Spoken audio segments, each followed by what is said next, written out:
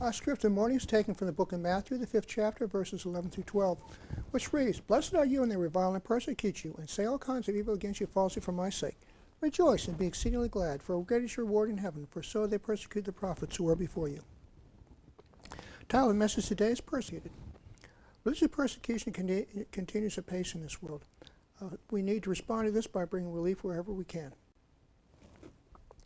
Today's presentation is long and depressing, so I'm going to try to shorten it up and focus on the why and the how more than the what as much as I can. Shall we pray? Dear Lord, there are many people around the world who are suffering persecution for their religious beliefs, particularly Christians. Help us today to learn more about them, to have a better appreciation of what they're going through, and to observe their faith so that may be encouragement to us to strengthen our faith so we'll be better able to withstand what may come our way, to emphasize with them, to do what we can to relieve their oppression, and to exercise our freedom that we have to share with others the love of Jesus Christ. In His name, amen. These victims of discrimination are minorities, whether tribal, ethnic, or religious. The majority tends to take opportunities to discriminate against them. Also, dictators and leaders feel threatened when they observe people that have allegiance to a higher power. The most frequently found group in the minority as a religious group are Christians. Many people believe that Christianity is a Western white man's religion. This is not true. There are some 2.2 billion nominal Christians in the world, 3/4 of which live outside the developed West, as well as 80% of the active Christians.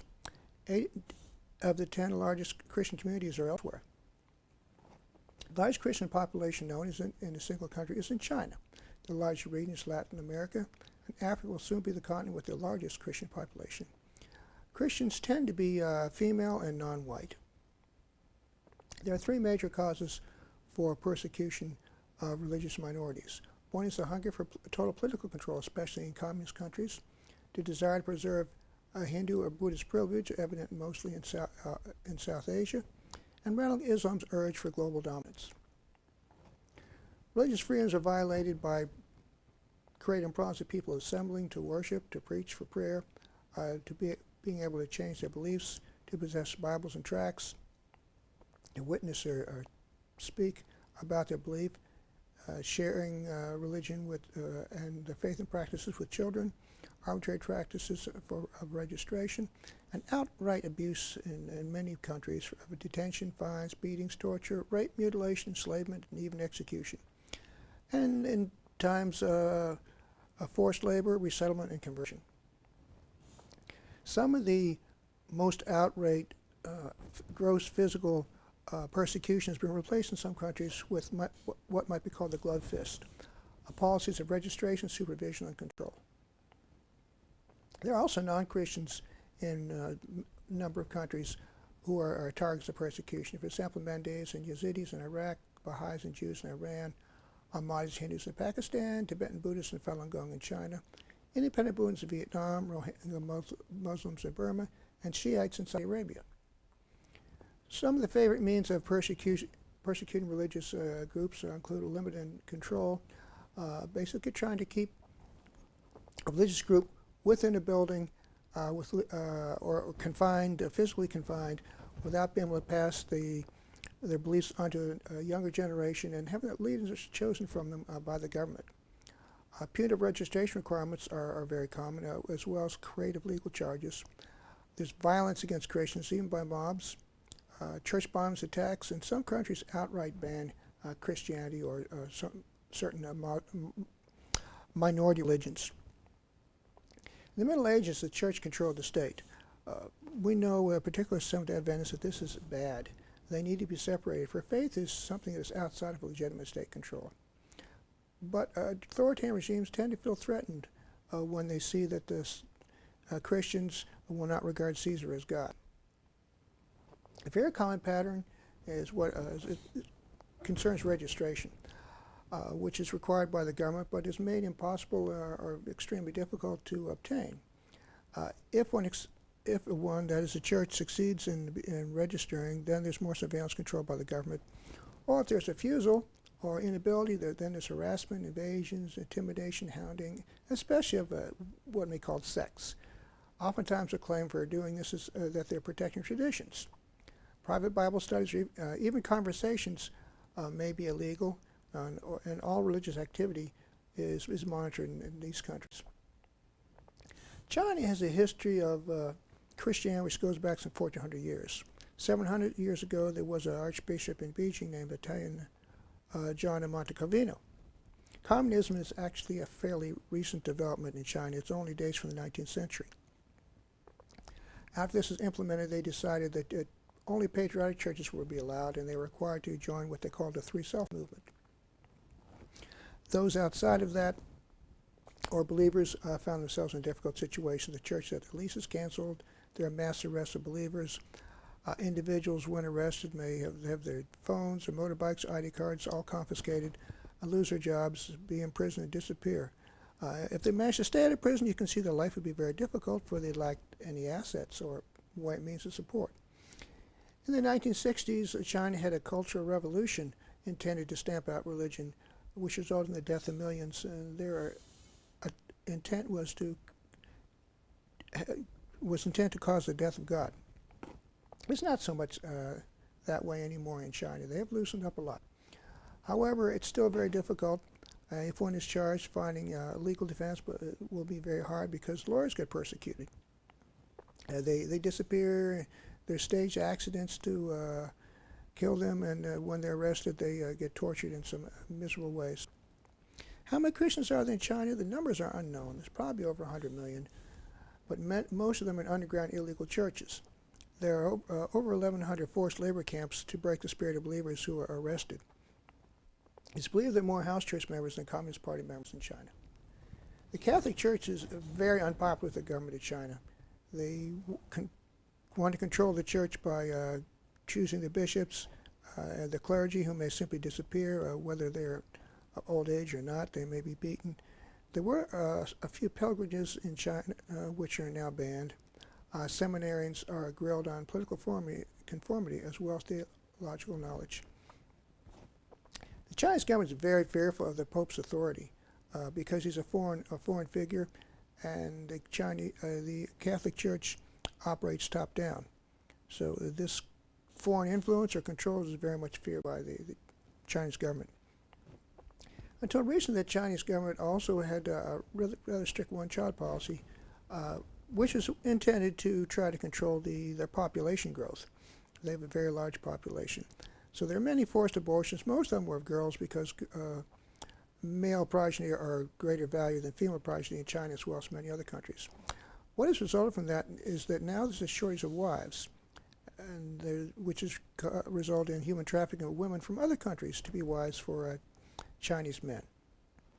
Those that don't marry, they're young unmarried, tend to be causes of social unrest. China has creative laws, as you will see many other countries do, to charge believers who are found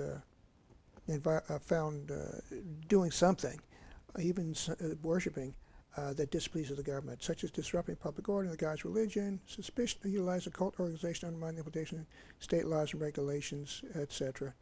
The overall objective of the Chinese government is to register, regulate, and control churches.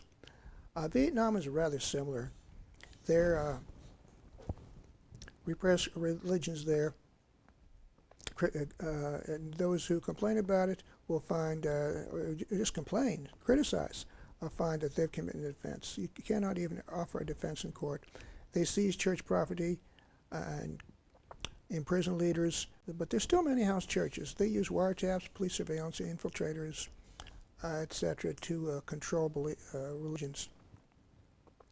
Believers are often beaten, sometimes to extreme extents.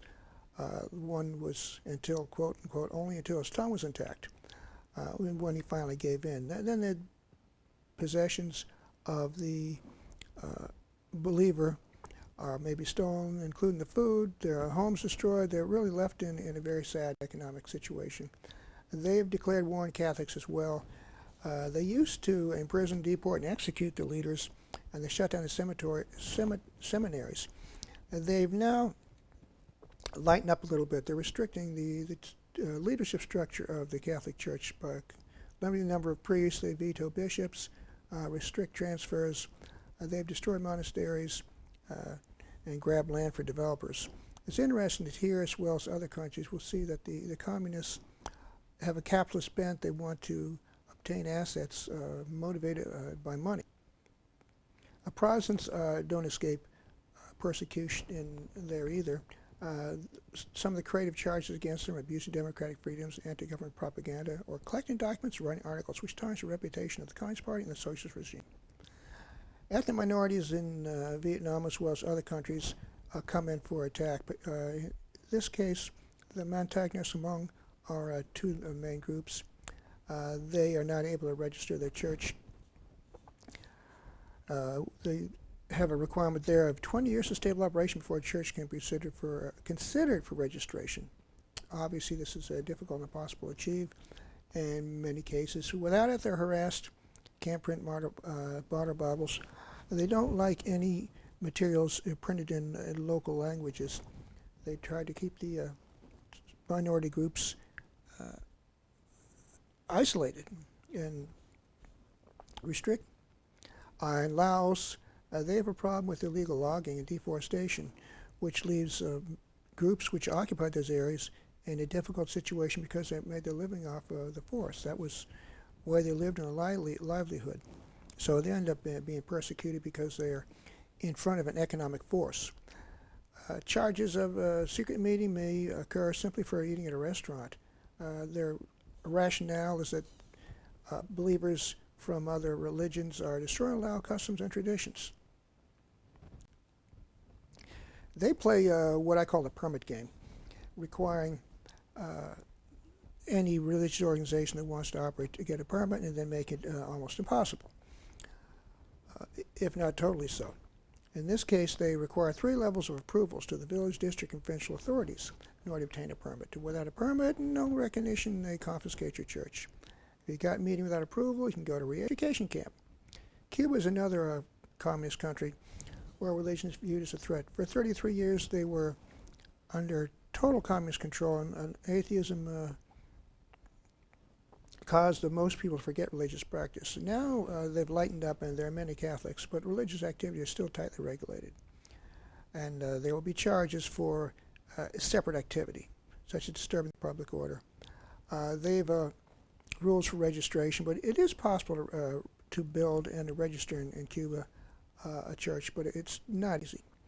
And they have creative charges such as counter-revolutionary conduct and attitudes, disrupting public order and disobedience, etc.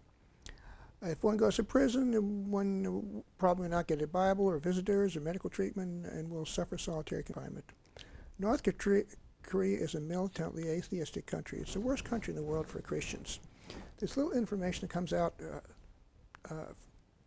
about North Korea except what refugees bring because it's such a closed society. They are told to worship their great leader or else. So Kim's portrait is required to be hung everywhere, including homes, and people expected to show respect for these portraits with flowers and bowing before them, etc. There are very few worshippers, at least officially, in North Korea. They're extremely secretive. They're underground believers, but there is no underground church. The reason being the country's like a big prison. You can trust nobody. The government uses trained infiltrators to try to ferret out any sort of religious activity. When one family member is caught, it usually means a multi-generational arrest. There are no Catholic priests in the country. Sometimes people escape to China, but state security may follow and kidnap you. Remember, one of Kim's relatives was down in Singapore, and he was assassinated. China does repatriate some escapees who then go to the Gulag. There are a few open churches in the capital city, but they're only show places for visitors and not places for worship by residents. And of course, Christian prisoners are treated the worst when they happen when the gulags. There are a number of post-communist countries. People there have suffered great persecution for religion. Priests and bishops have been slain. Millions died in gulags and mass murders. Literature had to be smuggled in. Now, since the USSR is broken up, there are 50 new independent nations. The Russian Orthodox Church had been under what might be called a state of siege under the harsh communism. That has now ended, And their churches are now being filled to capacity, but they want to remain the exclusive church. So they are pushed for discrimination against other religions. Belarus is one of these new independent countries. There's an example where some believers had purchased a cowshed to use as a church and fulfilled a bunch of requirements. Well, then finally their use application was rejected and the authorities wanted to demolish it. Fortunately, they were able to raise a hue and cry and get some international attention to this so that demolition did not happen. They're very fearful of foreigners in Belarus. Anybody can be deported at will without reason anytime. And if you complain about it, you'll end up in jail. Uzbekistan is another one of these countries. It's an Islamic country with a strongman ruler and a lot of extremists. Prostitution and missionary activity are forbidden, as well as the attendance of children and youth at any sort of services. And they demand member lists and restricted literature and strong penalties. Turkmenistan is another Islamic state with a president for life with a quasi-religious cult. He wrote a book about his spiritual thoughts years ago, and he died in 2006, but it's still required reading in public schools.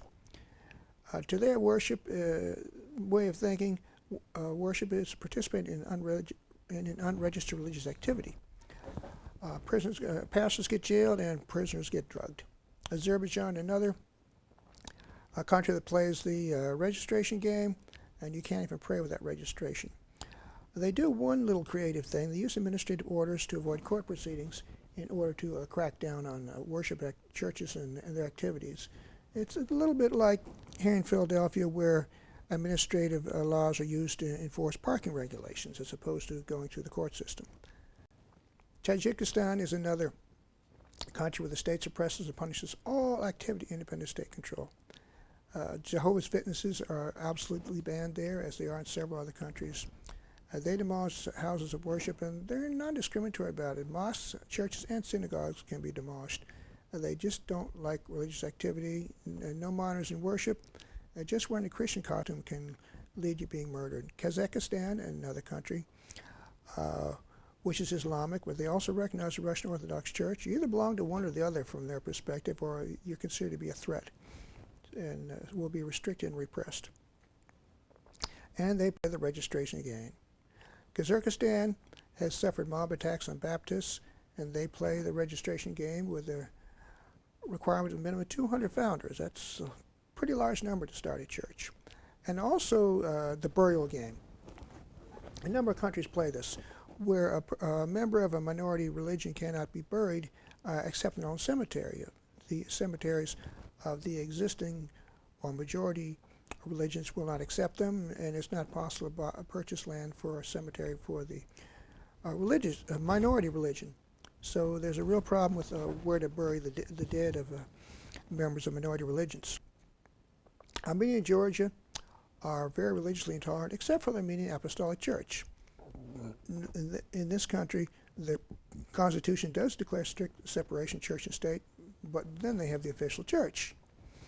So real freedom doesn't exist. Faith propagation is prohibited, being considered to be soul hunting, and there's limits on Bibles and literature. With this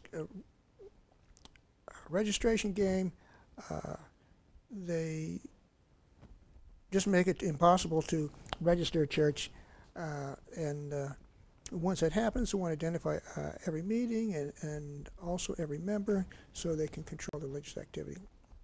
In South Asia, the religious climate is predominantly Buddhist and Hindu. They both have intolerant and violent movements within them, even though they're generally regarded as rather peaceful religions. These religions feel they own the country, and no one else belongs there.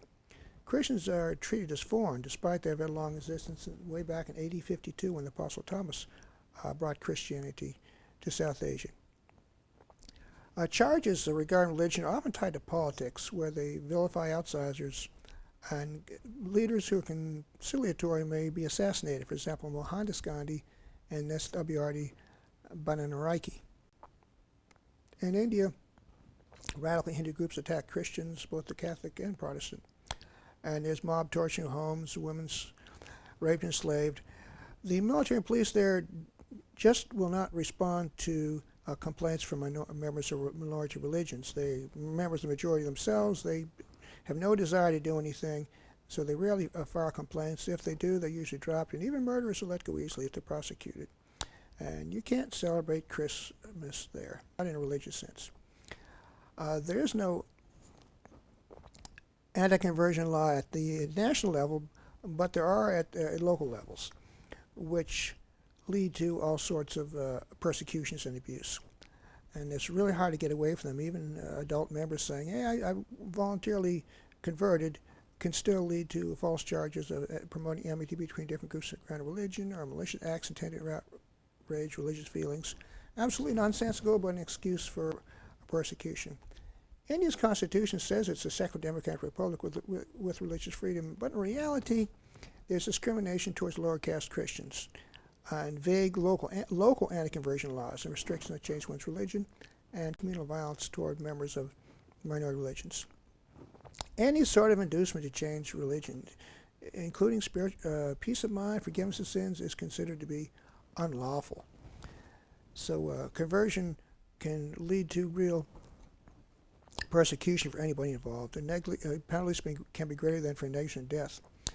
One motivation for this discrimination against Christians is to preserve the caste system, which officially was abolished, but in actuality still continues. The lower caste members have limited access to water, the temple entrance, etc. Many of them are Dalits or indigenous tribes against whom atrocities are committed. These members of these small groups, being lower caste, are the most common converts to Christianity because it offers them a way out of the caste system. But this discrimination against them because of lower caste follows across into discrimination against Christians. They have a national ID card system, as we'll see several other countries do, which only allows two forms of self-identification, a Hindu or Buddhist. You cannot self-identify as a Christian. And if you get to such a condition or simply declare you're a Christian, then you find excluded from government programs, and violence will be tolerated against you, and nobody will be arrested. It's all sorts of crimes against converts: beatings, bombings, threats, kidnappings, arrest of the victims, and murder can be justified as an act of passion against proselytization. There are creative charges lodged against believers, such as obstructing civil service and discharging responsibility, promoting enmity between different groups and grounds of religion. There's some real extremism among Hindus. There was a political party called Sangh Parivar, which declared that a non-Hindu must either adopt the Hindu culture and language, must learn to respect and revere Hindu religion, or they must stay in the country wholly subordinated to the Hindu nation, claiming nothing, deserving of privileges, far less any preferential treatment, not even citizens' rights. This party was banned, but the mentality and the people who support this still thrive. There are other legal impediments which are used to restrict believers in India, such as reducing people's rights to build places of worship, and their personal laws governing marriage, adoptions, and inheritance, which are prejudicial against Christians. In Nepal, Christian burials are burned, the graves are dug up. Again, we have the burial game being played here, the registration game, and fines for abetting a person who changed religion and bombings. Sri Lanka is an island country where the majority are Sinhalese, and they oppress the Tamils, who are the minority. There is constitutional protection of religion, but it's not reality. The Supreme Court has invalidated that. Most of the Christians there are Catholic. You can get several years in jail for spreading the faith. And even helping the poor can be seen as a form of coercion. There's a lot of violence in Sri Lanka. There was a war between the two groups for a long time, and when the war ended, there was more violence.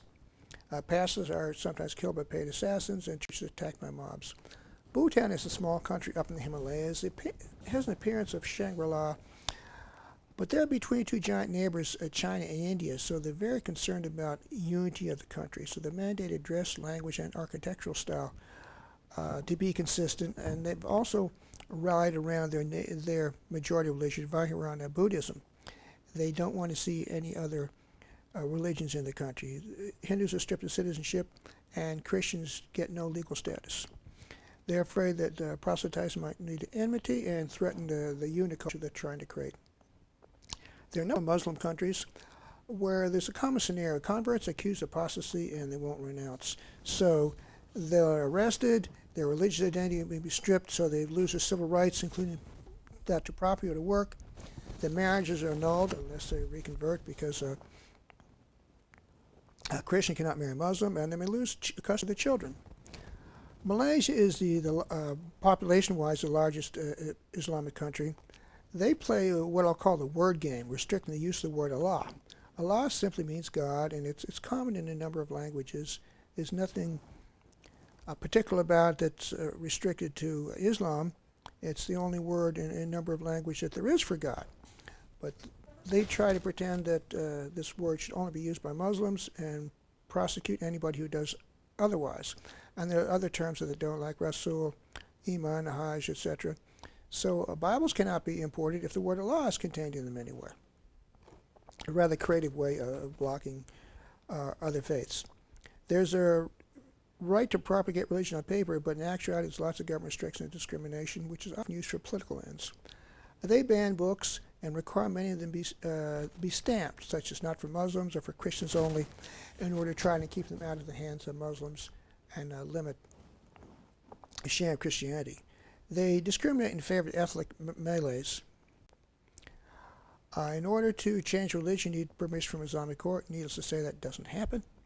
And you cannot renounce Islam. If you attempt to convert, you can go to receive a fine or a jail. There have been some recent improvements, and there has been some evangelistic activity by some Seventh-day Adventist organizations there recently. Turkey has a long history. Constantinople is a large city on the southern edge of Europe by the Bosporus Straits, which has been the seat of both Christian and Muslim empires for years. It's now known as Istanbul. Ephesus is in this area, and there were also Armenian and Christian massacres. This area was the center of the Christian world after Rome's collapse. Then it eventually fell to the Sultan's armies in 1453, which was followed by Ottoman rule. It collapsed in World War I, and then afterwards it became what's called modern Turkey, with Mustafa Kemal Ataturk, the leader who pushed for secular nationalism and repressed all religious faiths. So Islam, as well as Christianity, was kind of pushed underground there for many years.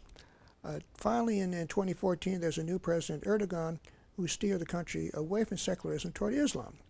There was a coup just this year in 2017, a military coup, which he survived, and he's become even more authoritarian and pro-Islam. Obviously not good for Christians.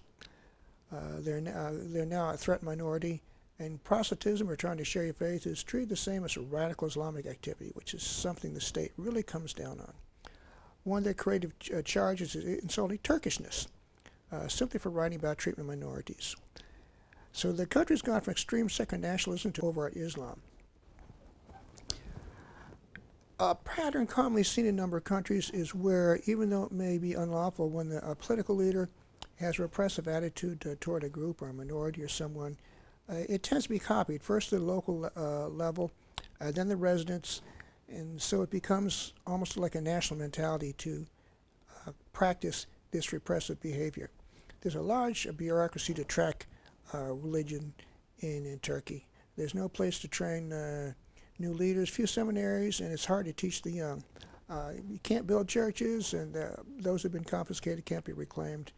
And just being associated with Christianity, by example, being part of a missionary group, medical missionary, or social work, an NGO, will cause you to be deemed a threat, which may lead to being killed by ultranationalists.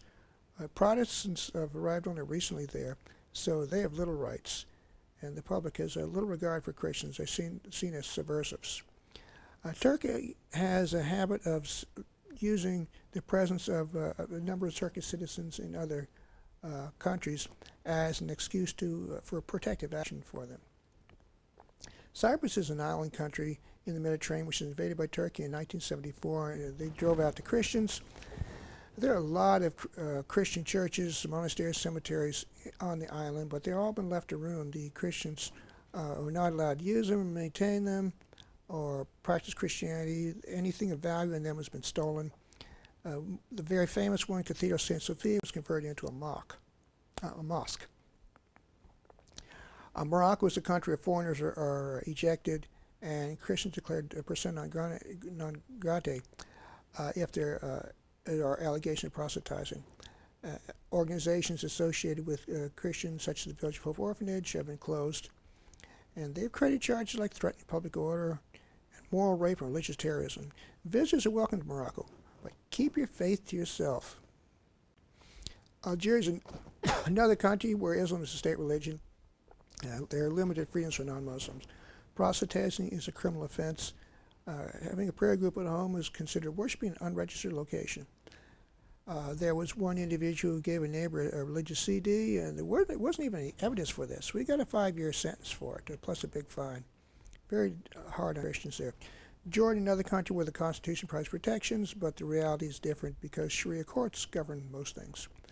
Just being suspected of evangelicalism may lead to one being deported or one's residence permit being denied. And those who convert or will be convicted of apostasy and suffer all sorts of problems. Yemen is another country which is Islamic. There are various groups vying for control of the country. At the very present time, it's fragmented and violent. Islam is the law. Conversion punishable by death. And foreigners may be kidnapped by extremists. The Palestinian territories, again, are Islamic. There are mobs, aka the Muslim Mafia, that will threaten and harass any Christian activity, aided, abetted, or even perpetrated by Hamas. Christians may be falsely accused of things so they can be imprisoned and tortured. Saudi Arabia is a country where no churches are allowed. The only places there are churches are in diplomatic compounds. Conversion is considered apostasy and a form of treason, both in the family and the nation. And converts can be freely murdered. Rather hypocritically, Saudi Arabia won't allow other religions in their country, but they go all around the world building mosques to promote their Wahhabism, form of Islam which they believe. And religious bigotry is incited by. Foreigners are allowed to work in Saudi Arabia. In fact, they provide a lot of the labor force, but they not be buried American locals. Even prayers or anything resembling a house church are prohibited in practice. Normal Christian worship has both males and females present at the same place, but that's prohibited from Islamic point of view. It's considered a mixing of sexes. So if Christians are found to be worshiping, the men may be assaulted, the women are arrested and strip searched with including their body cavities. There are only two Saudi converts that are known. Freedom of thought is rejected since freedom of thinking requires permitting the denial of faith. Well, certainly people are allowed to deny faith, and many people do, whether they do it openly or not, but you can't openly do it in Saudi Arabia. Just a positive discussion of the Bible by a teacher led in one case to prison terms and many lashes on charge of blasphemy and insulting Islam. Because Saudi Arabia supplies much of the world's oil and it has a preponderant effect on influence, they also support the petrodollar financing scheme, which keeps the greenback afloat, and they counterbalance Iran. So because the U.S.'s number of needs which are aligned with Saudi Arabia, we're in a position where our government feels we need to support Saudi Arabia, so there's little chance of any change of relationship in the future. Qatar is a very small country on the edge of the Gulf there, but very different. A former American ambassador, Gulgassian, broke the ice for non-Muslim worship by establishing some very good personal relations with the leader there, which resulted in eventually a church service being allowed back in 1988 by the Catholics. And now this is opened up so the government leases land to churches. In Iran, all minority religions are persecuted, including other Islamic ones. They only want the 12 Shia version of Islam to be practiced. One can freely murder those from unrecognized religions. There are historically Christians there who worship, but they must worship in the ancient languages of Syrian or Armenian. Conversion can lead to death. Non-Muslims are called conspirators, parasites. Christians may be arrested and beaten to get information on others. With creative charges like acting against state security, or taking part in illegal gatherings, leading Reading the Bible with Muslims may be considered activities against the holy religion of Islam. To make bail once one's arrested, one may have to surrender your trade license, which means you then become unemployed and unemployable. And there are abuses in jails. There's some other Muslim countries. Egypt, for example, the garbage collectors in Cairo are called the Zabalin. They are Christians, most of them Copts. They live amid the garbage and recycle, collect whatever they can use. So they feed the garbage to pigs, something which is absolutely anathema to Muslims. When the swine flu was a problem, the Muslims took advantage of this by declaring all the pigs in Garbage City had to be killed, which obviously created a lot of economic hardship for the Christians. And the Garbage City was attacked by a mob at one time. Over 130 people injured, but the police and fire trucks wouldn't come until the next day. They had no sympathy for Christians and offered no support. In Egypt, there are a number of historic churches, but they can't be repaired. You can't build them. In the meantime, they're slowly collapsing. There's encouragement for attacks on Christians via means of false radio reports and radical preachers. Even funeral processions are attacked, the church services bombed. The church was founded, the Christian church, by St. Mark in Egypt. The Muslim Mubarak was the leader for a number of years. The Muslim Brotherhood managed to beat him at an election, but the army would not tolerate this, so that ended up with the General Abdel Fattah el-Sisi in charge of the country, and many Islamists being killed or jailed. Having a problem with one Christian often leads to attack an entire community. This is a pattern which is seen in a number of countries. And proselytism may be characterized as ridiculing and insulting heavenly religions, inciting sectarian strife. Christians are treated as Muslims because they play the identity card game here. You can't get an identity card which says Christian. And if you were to declare yourself to be Christian and you're married to a Muslim, then you're maybe forcibly divorced because that's prohibited. The whole system, politicians, police, imams, and judges promote the killing of converts. Asking for police protection may lead to being tortured, like having your toenails ripped out, instead of receiving protection. Pakistan is a country where Christians have a precarious existence. They're victimized by extremists, terrorized under draconian blasphemy laws, demonized in classrooms, denied protection by law enforcement, and the criminal justice system. There's religious freedom on paper, but in reality is terror by radicals. Politicians who protect minorities may have a short lifespan because even though they're doing the right thing, they may find mobs or extremists that assassinate them. Christians often are illiterate because they're discriminated in school and not able to get an education. In order to pass tests, knowledge of the Quran may be expected and required. When leaders leave meetings, it's not uncommon for them to be shot at. Blasphemy is defined as whoever by words, either spoken or written, or by visual representation, by any imputation, innuendo, or insinuation, directly or indirectly, defiles the sacred name of any wife of members of the family of the Holy Prophet, peace be upon him, or any righteous caliphs of companions of the Holy Prophet, peace be upon him, shall be punished with death, imprisonment for life, and also be liable to a fine. This is interpreted very loosely, very broadly, so that most anybody can be accused of blasphemy. The charge can be filed by anyone. There's no proper definition. There's no way to get acquittal. And once this happens, anyone can perpetrate violence against the accused with utter impunity. So this has led to a lot of shocking abuses in the societies where blasphemy is allowed. There are frequent false accusations. It's a way to settle grudges and disputes, including love affairs. And then the vigilantes, local thugs, the mobs, or police may carry out the killing. Or rapes, beatings, burning, ransacking. All sorts of things happen when blasphemy charges are made. Rape victims have a real hard time in Pakistan because they're often accused of unlawful sex, even though it was entirely unvolitional. But they can be released if they marry their rapists. Wealthy landowners often feel they can abuse the marginalized because they know how to work the system. And the police want to handle the victims of the rapists. In Afghanistan, there are no churches left and few Christians. Just discussing another religion can give you a 5-year prison sentence. and government officials publicly promote executions. We know the Taliban commit atrocities and love to behead people. And defense lawyers, as in many other countries, are unavailable because they too become the subject of persecution. A Supreme Court justice in Afghanistan publicly said behead those who refuse to convert, and the parliament said that converts should be blocked from fleeing the country. And if someone does succeed in doing this, they may be deported back for certain death. The U.S. troops that were over there were given Bibles, but they were afraid to give them away because they were afraid they'd cause mayhem, so they were destroyed. Life has been extremely difficult for the Sudanese. It was a war-racked area for years.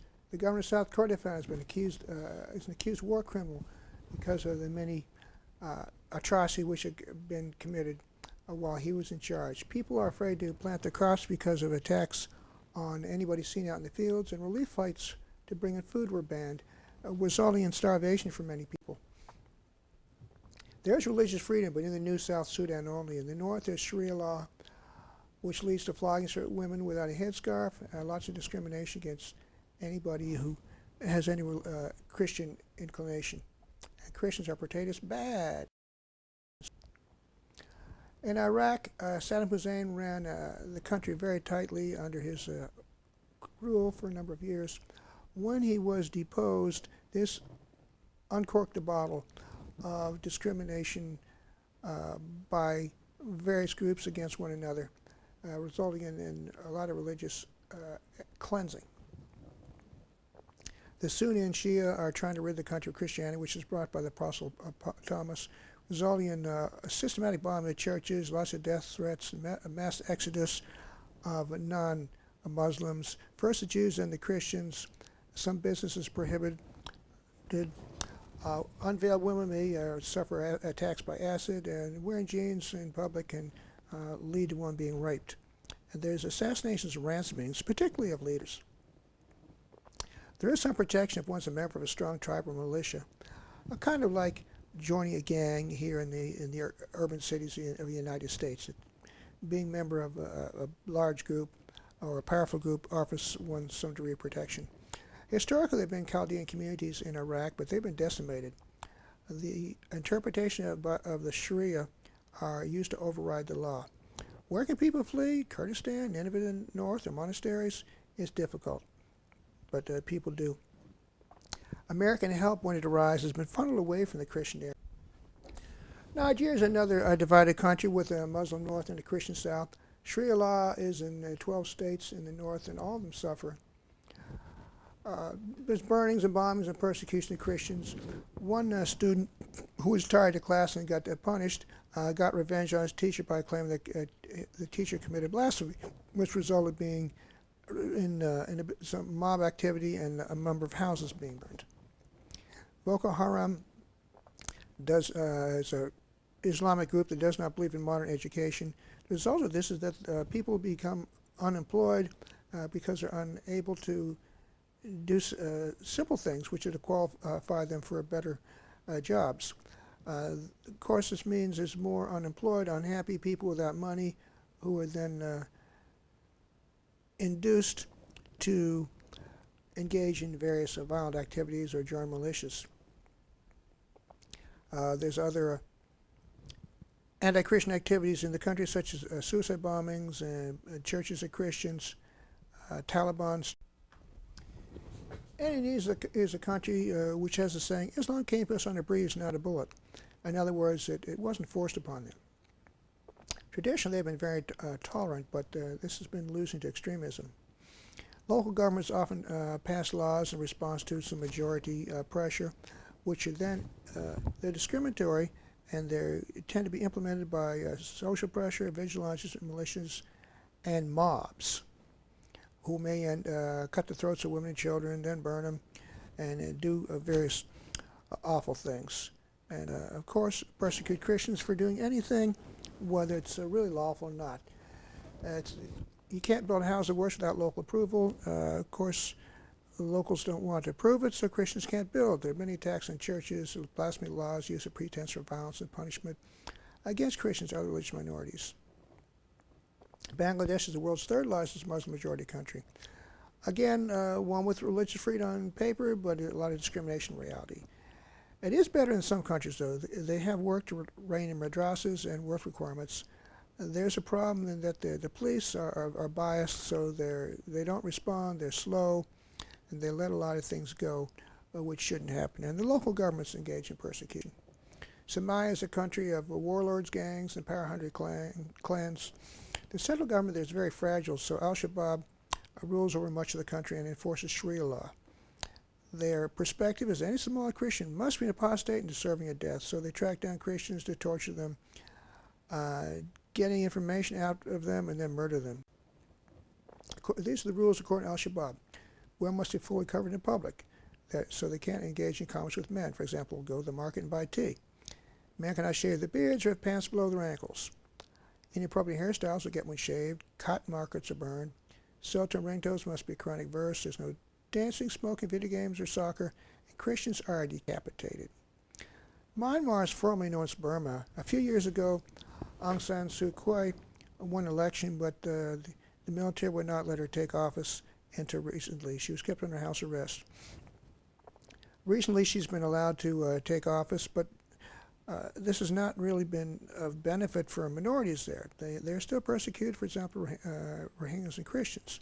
It's been in the news recently where Rohingyas have literally been run out of the country by the military, and she's had little or nothing to say about this and certainly has not been helping them.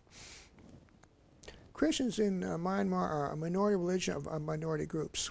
The country is officially Buddhist and conversion to Christianity. The government actually has a 17-step program to repress Christianity, which includes prohibition, evangelization, and looking for any way to insult Christianity or make falsehoods to discourage its practice. Another thing they did was create a special kind of mixed liquor to promote addiction among minority societies. And they've replaced the crosses, which used to be commonplace throughout the country, with Buddhist shrines, even at gunpoint. One of the minority groups in Myanmar are the Karens, who the military have really tried to exterminate. They've thrown artillery shells at the communities, they've machine gunned them, they've tried to corral the people so they can exterminate them. The ones that have survived they use as laborers and at times as human minesweepers. So they've been fleeing to the hills when they have the opportunity. Because of all this discriminatory behavior in the country, there's some 3 million refugees, and a rich country became poor. Literature is restricted, and there's all sorts of pressure and fines and denials, forced labor and starvation and violence against minorities in this country. Some of the communities of the minorities that have never been out and out directly exterminated have been blockaded so they can't get food. Women have been raped and women have been burned alive. Water's been poisoned. Survival scavenge in the jungle to stay alive. And they play the ethnic game here, as a number of other countries do, where they prohibit any sort of literature in the language of the minority groups from being imported to try to isolate them. And they play the language game with prohibiting the use of cross-language. Farmers have been shot in Myanmar in these rural areas, which obviously creates a problem for the people. How are they going to have food to eat if the farmers can't plant crops? There was a cyclone and a large earthquake in this area not long ago. The military blocked access to these minority areas, so they remain stricken without the benefit of any help or relief which was intended for them. Recently, the government has negotiated with the Chinese to build a large hydroelectric dam in the north of the country. This is going to flood a large tribal area and, of course, create hardships for them, but it's not of concern to the government. There have been some recent improvements in Myanmar, ceasefire, some peace negotiation, ambassadorial exchange, because the country realizes that they want to improve their public image and they want to get some tourists to visit who are not going to do so while the country's in the grips of so much violence. Ethiopia is a country which is two-thirds Christian and mostly Orthodox, but now there are evangelicals and Pentecostals there. The Orthodox being the long-standing majority Christian religion there is trying to repress the others. There's also competition between different Muslim factions and radicals attack Christians. But most of the discrimination in Ethiopia is social. There's not a lot of outright gross violence. Occasionally the government does make some charges, responding to political pressure from majorities. But it's fairly peaceful as far as religious discrimination, especially compared to other countries. There are the cemetery game, the burial game is played there. There is some random violence by extremists and attempts by the Wahhabi to take over. Eritrea is a country just to the north and west of Ethiopia. The country is half Christian, but it's run by an oppressive dictator who represses various religious groups. The Constitution is ignored. There's no due process. Anybody can be arrested anytime for anything without a charge for any length of time with resulting beatings, torture, and ultimately death. Just a private prayer meeting resulted for a 2-year prison for one person. Church registration is mandated, but not possible. So they're playing the registration game here. Weddings, baptisms, and other church services are routinely raided. Clergy removed and replaced or jailed, and their non-registered groups are particularly repressed. Jehovah's Witnesses being particularly unpopular with the government. They have a large prison system, even though it's not a very large country. These military camps, underground chambers, and metal shipping containers. They'll pack them with people, beat them, give them a little bit of bread and water, give them a bucket for a toilet. When people get sick, they don't treat them, so they oftentimes die. Some of them are subjected to torture. They've invented their own, called the helicopter torture, where they tie the hands and feet behind the victim and hoist them up in the air by a rope, which often normally results in paralysis. If one has some money, one may be able to pay a smuggler to get out of the country, but that doesn't guarantee much of anything. You may just end up being sold as a slave in some other country. You can't trust smugglers. There are some miscellaneous cases or places around the world where there's a religious persecution. One of them is just to the South America in Mexico, where the Catholics are their majority church, and they don't like the Protestants, particularly when they avoid their rituals where there's a whole lot of alcohol. Some Protestants rightly recognize that this is not a good thing. They stay away, and the Catholics, being the majority, try to get back at them for that. Israel's known for blocking missionaries, and right now there's been public attacks on Islam from our own White House. We must admire the faith of these individuals who go through so much persecution and the trials.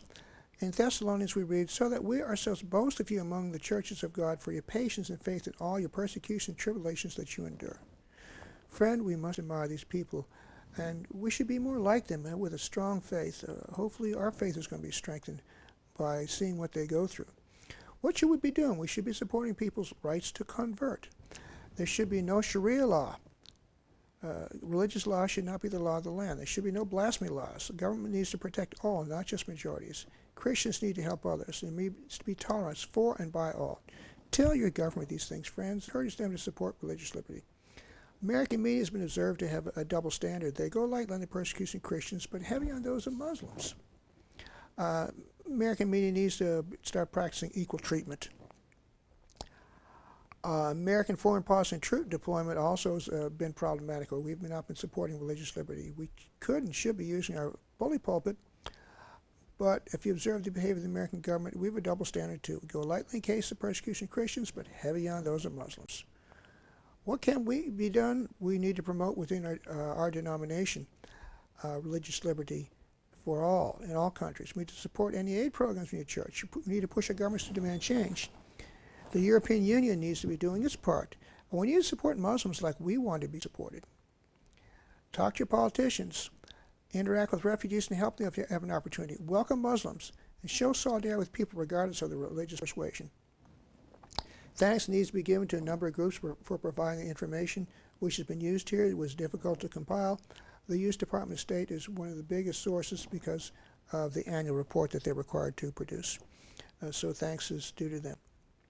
My question I'd like to end with you with today is, are you willing to witness while we still have the opportunity?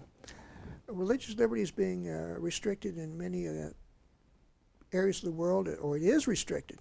And it's starting to creep over into the Western world, in Canada and Europe, and a little bit here in America.